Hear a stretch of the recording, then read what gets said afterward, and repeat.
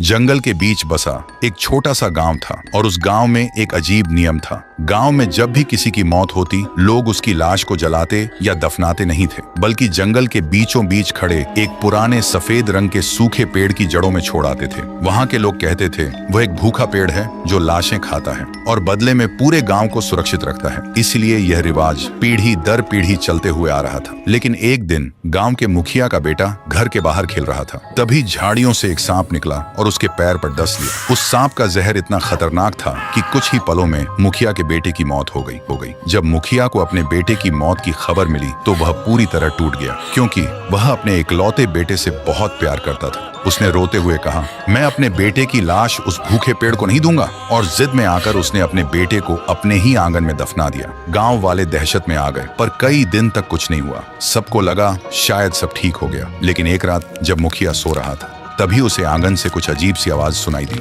वह घबरा कर उठा और बाहर आकर देखा उसके बेटे की कब्र की मिट्टी अपने आप फट रही थी। ये देखते ही मुखिया का खून जम गया। उसने भागना चाहा, लेकिन तभी कब्र के अंदर से एक मोटी जड़ बाहर निकली और पलक झपकते ही मुखिया को जकड़ लिया। मुखिया दर्द से चीखने लगा, लेकिन एक और जड़ उसके मुंह के अंदर घुस गई और अगले ही पल उसे जमीन के अंदर खींच लिया। अगले दिन सुबह जब गांव वाले मुखिया के घर पहुंचे तो उन्होंने देखा वहां न आंगन था न कब्र। उनकी जगह वहां सफेद रंग का वही भूखा पेड़ खड़ा था और उस पेड़ की टहनियों पर मुखिया और उसके बेटे के कंकाल उल्टे लटक रहे थे। ये देखते ही पूरे गांव में चीख पुकार मच गई। कुछ लोग डर के मारे वहीं गिर पड़े तो कुछ जान बचाकर इधर उधर भागने लगे। तभी उस भूखे पेड़ के अंदर से एक पिशाचिनी का सिर बाहर आया। उसकी आंखों में एक शैतानी चमक थी और उसके होंठों पर एक खौफनाक मुस्कान थी। उसे देखते ही सब डर के मारे कांपने लगे और तभी वह एक बेहद डरावनी गूंजती हुई आवाज में बोली, आज तक तुम लोग मुझे लाशें देते थे, अब मैं खुद चुनूंगी। तो दोस्तों,